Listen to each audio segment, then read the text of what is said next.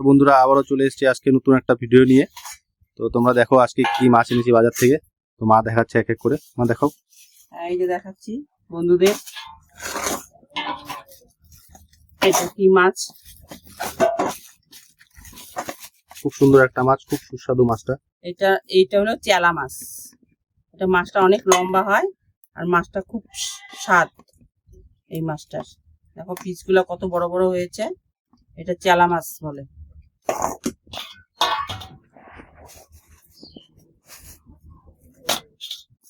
আর এটা এনেছে চিংড়ি, কুচো চিংড়ি। চিংড়িগুলো একদম টাটকা, একদম কুচো না, একটু বড়ই আছে। এটা দিয়ে বাটি চচ্চড়ি করব।